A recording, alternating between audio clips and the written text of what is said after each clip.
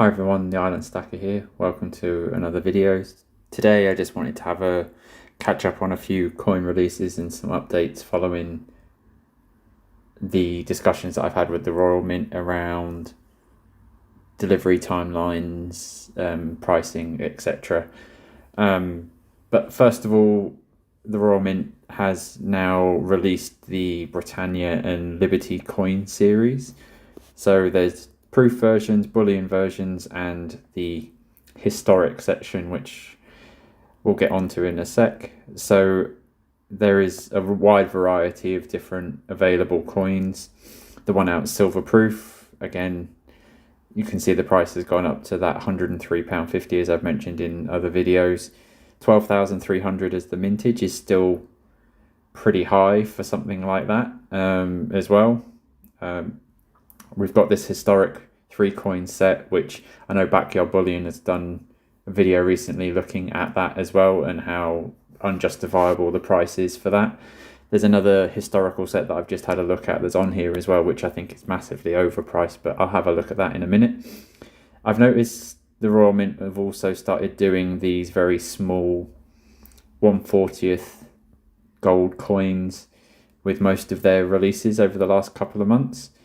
And £99.50 for what is 0.8 grams of gold is quite a lot. So it's not even a full gram, and I'm not 100% sure on what the spot price is for a gram. If we just have a quick look, just bear with me. I use Bullion by post because it's fairly easy to double check the prices quite quickly. So £51 an ounce, so you're paying nearly double for not even a gram. So again, money making, I feel, from the Royal Mint. Then there's these bullion coins. So the 1 ounce silver bullion is limited to 260,500 coins, which is a lot. It's an odd number as well, I feel. I'm sure there must be some logic behind that. And the 1 ounce coin is limited to 11,000. So I had a look on the US Mint website. So these have also been released in the US. And to my eyes, are still not 100% on the design. But the design, I feel, as I've said in other videos, is a lot better than the Royal Mint's version. I also much prefer the sort of matte finish that they've gone with on these coins, as opposed to the normal sort of high gloss finish that we have on the Royal Mint. So if we just look at the silver 1 ounce coin, there is a limited mintage of 75,000 of these, so significantly lower than the 260,000 that the Royal Mint is offering. The 1 ounce gold has a slightly lower mintage of 10,000 to the Royal Mint's 11. But again, as I was saying, the design I think is much better, especially now that I can see that it's this sort of matte finish. So let me know what your thoughts are on the two different coins, if you're getting any of these, because I don't think this is something that I'll be looking to pick up, but everybody has their opinion on this, I'm sure. And this is the other one that I wanted to have a quick look at, as opposed to this historic set, as it were, which I'm not quite sure what makes it historic. But so there's 3 coins in the set. There is the new Liberty and Britannia 1/4 ounce proof, and then there is a Bullion 1/4 ounce 1997 Britannia and a 1997 1/4 ounce American Liberty. So these 2 coins are both bullion, and this one is a proof. So I'm not sure why they're 1997. I'm not sure if that's what makes it historical, the fact that it's at least over 10 years old, but maybe somebody else will be able to tell me what makes historic out of the Royal Mints. But anyway, so yeah, so there's 1 proof coin and 2 bullion. So given the price of this 3 coin set is £2,140, that is a massive markup. So even if you were to purchase the 1/4 ounce proof from the Royal Mint directly, that's £750, which is still a lot for a 1/4 ounce. And then the 2 bullion coins, you could probably look to find those around £400 to £500, I would imagine, for a generic sort of bullion coin. So that in total gives you £1,650. So you're paying £490 for a box, basically. So again, the Royal Mint needs to, in my opinion, stop compiling these sets or these historic coins of the world type things, as they're just a massive rip-off, in my opinion. There's also some other things that they've done recently that I haven't covered. So stuff like these, so these starter coins that they've decided to start releasing. So this is a 1p piece from 1918 with a Kings Norton mark on it. So as you can see from these pictures, this coin is not in a good condition, as in you can barely read the word penny, let alone the word one that should be on the other side. And £26 for that. I don't know how much they're charging you for the cardboard insert that comes in, but just having a look on some of the coin sites, I don't know what grade the Royal Mint thinks that coin is that they're trying to sell for £26, but I wouldn't put it above a very good or a fine, personally. I'm no grader, but in my opinion, that coin is in awful condition. So I would imagine it's less than £5 for that coin. So you're paying £26 for what is technically a lower than £5 coin, in my opinion. But again, I hope people don't buy these because there's such a waste of money. There's a whole series of these coins, as you can see down the side here, different crowns and other pennies, etc., that the Royal Mint has decided to package up in these sort of starter kits. But please avoid, in my opinion, please avoid these coins.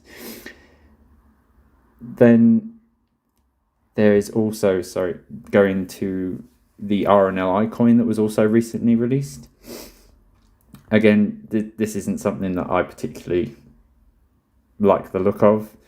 The orange, I can understand why the orange is there, but for me, the orange just detracts from the coin. It doesn't add anything to the design. And as I've said in other videos, the price of these 50p's has also gone up. So this is now £71. I think when I purchased a couple of the Olympic Games or the Pride 50p's last year, or whenever it was, they were £62. And before that, I know that they were in the 50s. So the 50p's have gone up massively in price, and they're not in pure silver, they're in sterling silver, so 925 parts per thousand. The only good thing that I will say that I've noticed when flicking through these is this bullet point here, where 5% of the price will be donated to the RNLI. So that is a nice thing that the Royal Mint is doing for that. But in the grand scheme of things, I don't know how much they'll be able to donate based on people buying these coins, because I'm not sure how many people are going to buy them, because for me, they're another coin to avoid from the Royal Mint. And as you can see, there's that 40th ounce gold coin as well that's also been released. No 1 ounce silver coin, only the 50p's. But I don't know what constitutes them choosing to do 50p's only over a 1 ounce coin. And then I know that there's some other coins that I know Backyard Bullion, again, has covered in some of his recent videos, why the Royal Mint is starting to sell US Mint coins. I have no idea. They, in my opinion, should focus on their own coins and their own country rather than trying to profiteer from rebranding and flogging other mint coins at a massively high price. But I'm not sure why the mint is going down this. And these flagship coins of the world series are also up in this section. Anyone that watches this, please, I implore you, do not buy this set, or this one up the top with the silver ones. I think they're just a massive rip-off in compared to the prices that you can get these coins from other places. And the final thing that I just wanted to cover off, so regarding the pricing increases, that I had the conversation with the Royal Mint. So I didn't really get much of a concrete answer, which is what I expected. They said I could raise a complaint to speak to a manager. I haven't gone down that road yet, but they referred me to the terms and conditions, especially specifically this section of 9.5.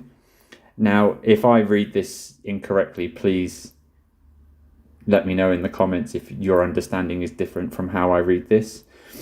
But it says that prices are liable to change at any time because of reasons such as fluctuation in raw materials and the change of delivery charges. But changes will not affect orders or products that have already had the dispatch confirmation sent. If we make changes to prices or delivery charges, we will contact you using the details provided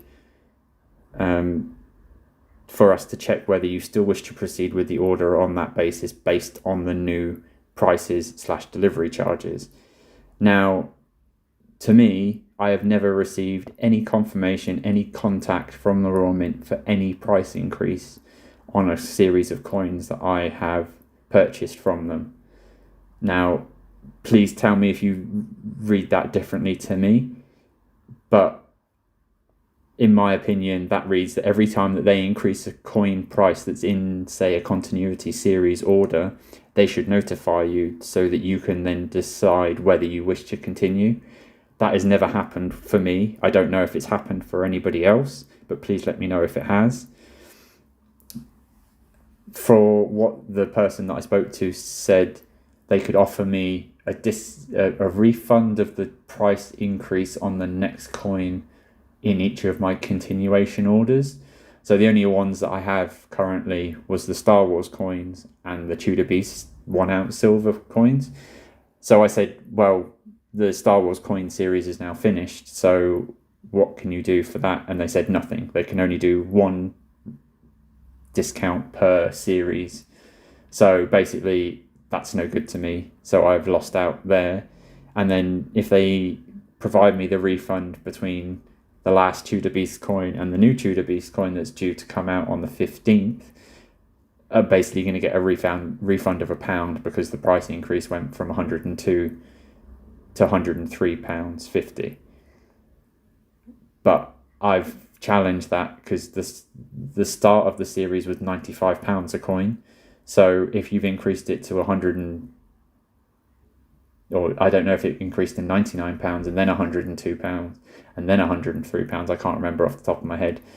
But I didn't receive any communication for any of those price increases from that series. So I might speak to someone in the management team at the Royal Mint to see if I understand this correctly, and then see if I can make a complaint to see if there's anything that they can do so this doesn't happen going forwards. Because if they're supposed to contact people every time there's a price increase, I guarantee they're not doing that, because I'm sure they're just saying, oh, we can increase the price and no one's going to notice, and they can just rake in the profits or the extra money that they're charging for these coins. But that's how I understand the situation. But please, as I said, let me know if you think that it's different in the comments. So that was kind of everything that I just wanted to have a look at, just to look at a few coin releases and an update on the costing increases from the Royal Mint. One thing I did ask when I was speaking to the Royal Mint, I knew I wouldn't get an answer to the question, but I asked what the profit margin was for them on these coins, because they said that they offered great value for money compared to their competitors. And I threw them a price that I had a look at the Perth Mint for a 1 ounce silver proof coin, and they're roughly £60, not £103. So I said to them, well, other mints can offer it for a fraction of the price that you can. So what is the profit margin that you're making on these coins? They wouldn't tell me that, so maybe I will follow that up when I speak to someone at the management team. But yeah, that's it. Thanks very much for watching, everybody, and I'll catch you all on the next one. Cheers.